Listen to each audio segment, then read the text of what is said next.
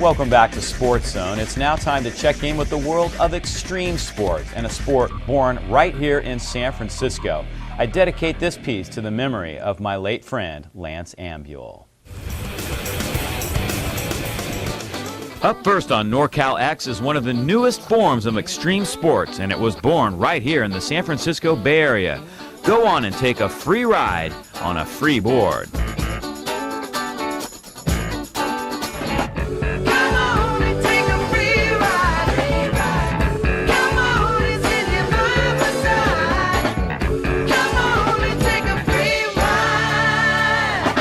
Ever been totally bummed when the snow melts and the snowboarding season is over?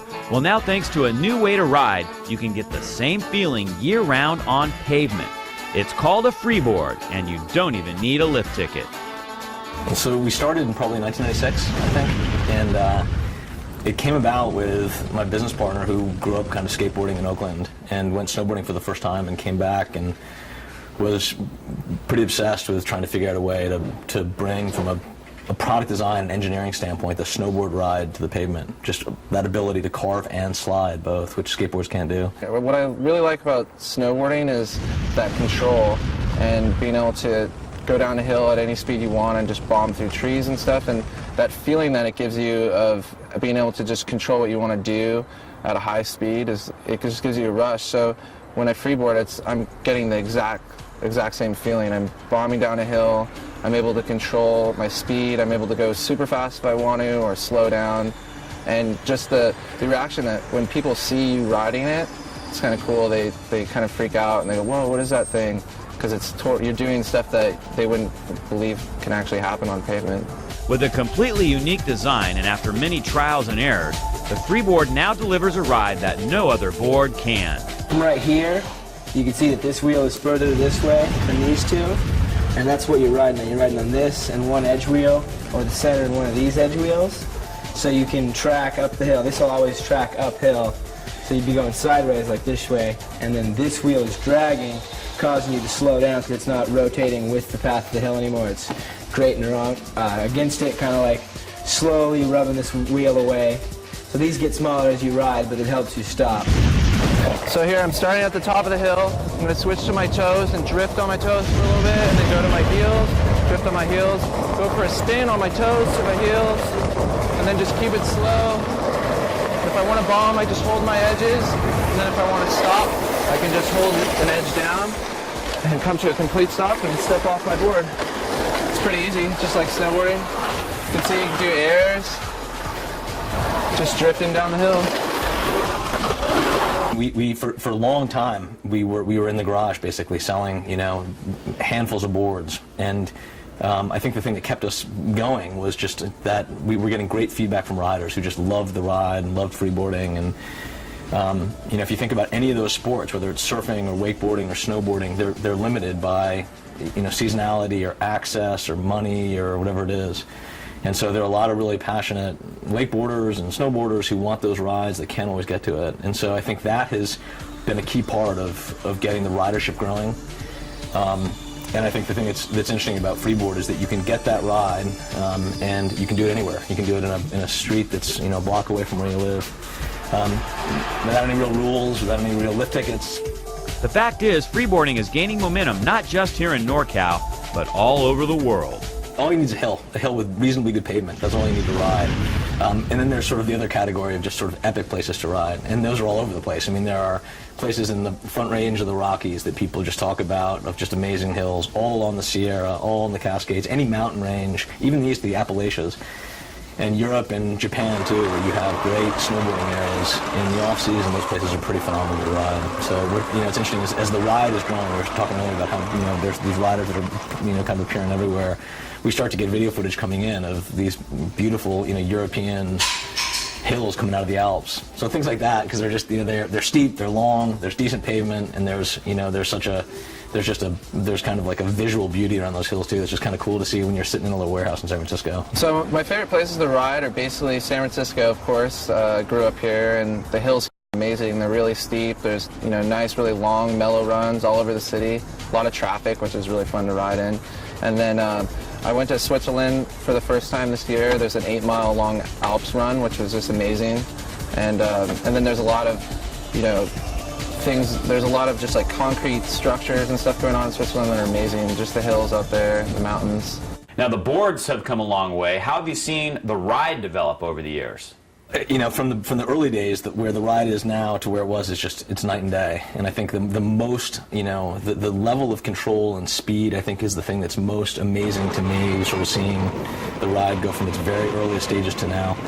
So we have riders now that are going down the steepest hill you can imagine and going at full speed and doing it with total confidence, because there is a level of control on the board, and the board is functioning well enough that they know that they can maneuver in traffic. They have total speed control. So I think that's the most obvious thing, is just seeing that and seeing guys that have the confidence to bomb any hill at any speed. From the direction that the board's going from back when it first started, it was just kind of free riding and people were just kind of doing downhill. Then you got the bindings and people started incorporating more tricks on the hill. And currently right now, people are doing a lot of little flatland tricks, and they're also doing some downhill tricks and some freestyle. But I can see it really moving to a slope style, kind of the arena of snowboarding, where people are bombing hills, hitting rails and jumps. And the perfect place for it is San Francisco. I think it's where it's gonna start. Freeboard art director Tim Seward is an amazing rider as well, and he has a prosthetic leg. His need for a binding led to a major design breakthrough, which in turn has created even more riding possibilities. We used to ride without bindings, and it was pretty unstable when you're going at high speeds, at least for me when I wear a prosthetic leg, and my back foot was on the board and it started to slip off. And I didn't really know what was going on until I watched a video of it, and I saw my foot slip off the board, and I needed to figure out something to keep my feet on the board because I couldn't feel my foot on the board. So I basically just went and got some sheet metal bindings and put them on, and they were kind of scared at first, thinking that it would be too dangerous, the other people at Freeboard. And eventually, other people started putting bindings on, and we got faster and faster, and we were able to take steeper hills and just be able to control the board more. So now, just a few years after its creation, freeboarding has opened up the streets to a new sport and a new fellowship that continues to grow. It's a pretty big community as far as, as the snowboarding world goes, and basically people who are really into it are super nice, and they're willing to have you stay at their house or, crash, and I could fly out to Japan if I wanted and stay with a couple people there. They have a lot of options, which is really cool because, everybody who freeboards it's kind of a real tight-knit community, and everybody's really, really friendly. And it's just fun when you go out there. Even if you don't speak their language, it's kind of like a universal language that we all love to ride.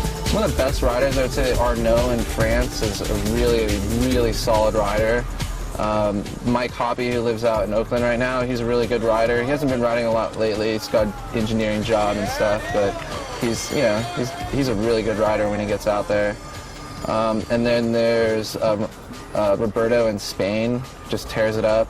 And then we have Bob that's here in San Francisco, that he's doing a lot of really cool tricks and really innovating the ride, doing like butters and stuff that people don't even think is possible. He's doing a lot of cool stuff. We just found out about a group of riders that are in Moscow. They have no idea how they got their boards. There's a group of 75 riders that are out riding and filming and sending footage in, and seeing that and knowing those guys worked hard to get those boards, I don't know how they got them, and to film and then to get them into us, it's pretty awesome. And that's the best part about the business, I would say. The younger kids pick it up really fast when they start. I think it's just, that's just kind of the nature. They learn a lot faster than older people. But they also, are a little bit more daring, and that helps a lot, especially when you're on pavement. When you're the older guys that are riding, I think the snowboarding background is really going to help. Otherwise, it's going to take a couple of weeks to learn. If some people it takes 5 minutes if you really know how to snowboard, and pro snowboarders basically they pick it up in a few minutes because they snowboard every single day of their lives, and that's really what it takes. As long as there are riders out there that are surfers or snowboarders or wakeboarders or people that are just enjoying the freeboard ride, that are feeling like they want to ride more, they want to have more control over where they ride and when they ride, I think we want to just keep supplying those guys. So it feels like we're still really unknown. So people are just starting to find out about the company and the product and stuff. So I think there's a long way to go from here for sure. So there you have it, a year-round ride that many have only dreamed of. And it's now waiting for you. So jump on board a Freeboard. Well, that certainly looks like a lot of fun. That's going to do it for this week's show. Thanks for joining us here on SportsZone. We'll see you again next week right here in the Zone.